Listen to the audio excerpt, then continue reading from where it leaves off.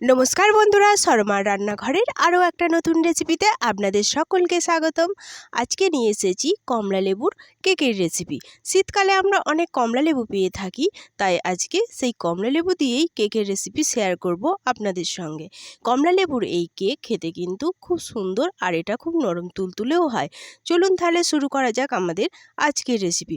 প্রথমে আমি এখানে 3 পিস কমলা লেবু নিয়ে নিয়েছি। 3 পিস আমার যদিও লাগবে না, 2 পিসেতেই হয়ে যাবে।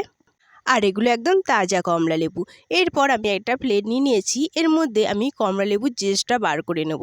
এইভাবে একটা গ্রেটারের সাহায্যে কমলা লেবুটা হালকা গ্রেট করে নেব। এর সাদা অংশটা কিন্তু আমরা নেব না, শুধুমাত্র হলুদ অংশটা নিয়ে নেব। সাদা অংশটা নিলে কিন্তু এটা তেতো তেতো ভাব আসবে, তাই সাদাটা নেব না। আমার এখানে জেস্ট বার করা হয়ে গেছে, 1 চামচ মতো জেস্ট হলেই হবে। এখানে আমার 1 চামচ জেস্ট বার করা হয়ে গেছে। এরপর আমি বাকি দুটো কমলা লেবু থেকে জুস বার করে নিয়েছি, দিয়ে ছেঁকে নিয়েছি। এরপর আমি আবারও একটা বাটি নিয়ে নিয়েছি, এর মধ্যে একটা ডিম আমি ফাটিয়ে দিয়ে দিচ্ছি। ডিমটা ফাটিয়ে নিয়েছি।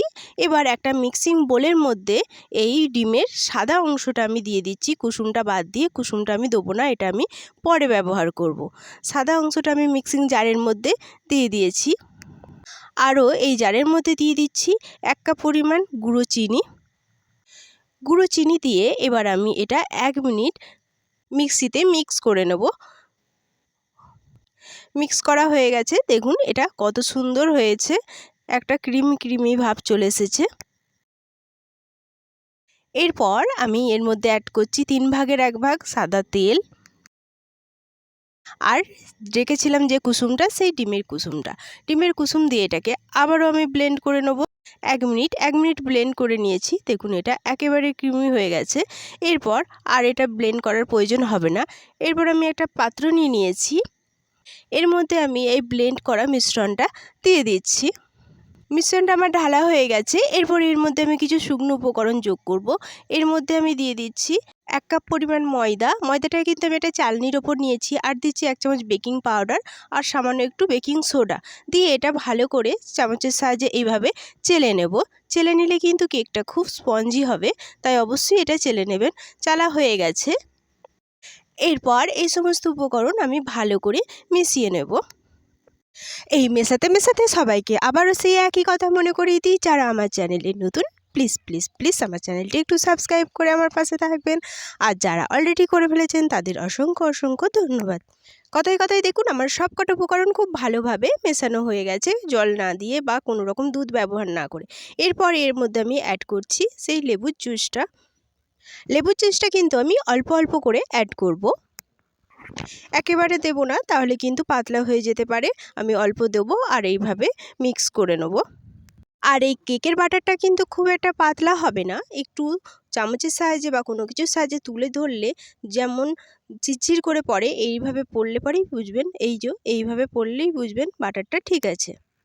কেকের বাটার আমার রেডি হয়ে গেছে। এবার এর মধ্যে আমি অ্যাড করছি সেই কমলা লেবুর জেসটা, যেটা আমি বের করে রেখেছি। এখানে 1 চামচ মতো আমি কমলা লেবুর জেস নিয়েছি, আর নিয়েছি সামান্য একটু 1 চিমটে ফুড কালার, অরেঞ্জ কালারটা আমি ব্যবহার করেছি। অরেঞ্জ কালার দিয়ে এবার এই বাটারটাকে খুব ভালো করে এই সব উপকরণ মিশিয়ে দিচ্ছি।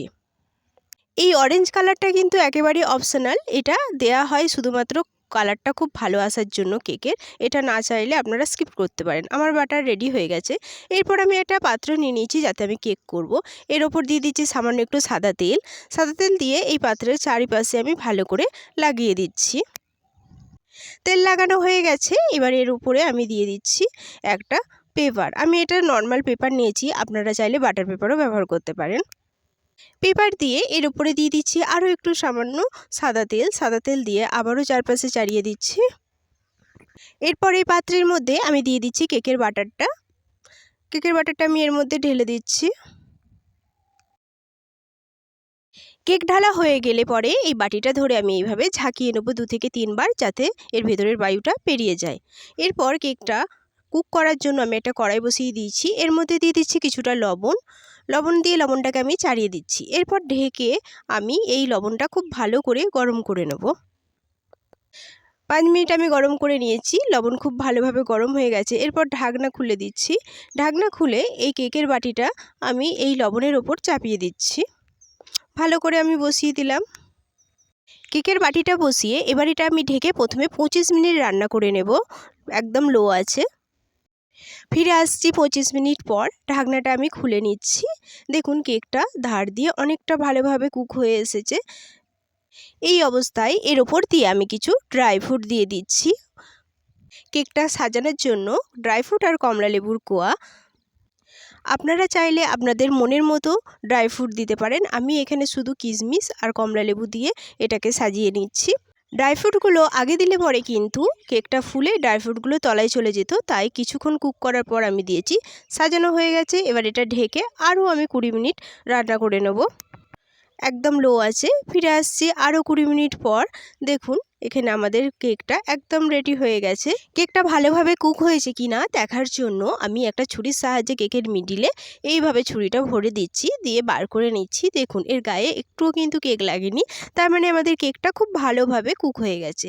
এরপর আমি এই কেকটা নামিয়ে নিয়ে ঠান্ডা করে নিচ্ছি। ফিরে আসছি ঠান্ডা হয়ে যাওয়ার পর। দেখুন আমাদের কেকটা কত সুন্দর দেখতে হয়েছে, আর এর কালারটাও কিন্তু খুব সুন্দর এসেছে। এবার একটা ছুরির সাহায্যে এর ধারটা আমি সুন্দর করে ছাড়িয়ে নিচ্ছি। কেকটা ছাড়ানো হয়ে গেছে। এবার একটা প্লেটের ওপরে চাপা দিয়ে এটাকে উল্টো সাইড দিয়ে উপুড় করে দিচ্ছি, দিয়ে প্লেটের মধ্যে আমি কেকটা নিয়ে নিচ্ছি। কেকটা আমার ঢালা হয়ে গেছে, এটা কত সুন্দরভাবে উঠে এসেছে। এরপর এর পিছনের সাইডের কাগজটা আমি তুলে দিচ্ছি। কাগজটা আমার পুরোটাই এখানে তোলা হয়ে গেছে। দেখুন পেছন সাইডেও কিন্তু কেকের কালারটা খুব সুন্দর এসেছে, কোথাও কিন্তু কেকটা একটুও পুড়ে যায়নি। এবার খুব সাবধানে এই কেকটাকেও আমি অপর সাইডে উল্টে দিলাম। কেকটা কেমন হয়েছে দেখানোর জন্য আপনাদের আমি একটু কেটে দেখিয়ে দিই যে এটা কত সুন্দর হয়েছে ভেতর থেকে। একটা ছুরির সাহায্যে আমি এটা কেটে নিচ্ছি। দেখুন এখান থেকে একটা পিস আমি বার করে নিয়েছি। কেকটা দেখুন কত সুন্দর হয়েছে। এটা যেমন জালিদার হয়েছে সেইরকম নরম তুলতুলে হয়েছে, আর এটার কালারটাও হয়েছে খুব সুন্দর। আর এটা খেতেও হয়েছে কিন্তু অসম্ভব সুন্দর। আশা করছি আপনাদের এই কেকের রেসিপিটাও খুব ভালো লাগবে।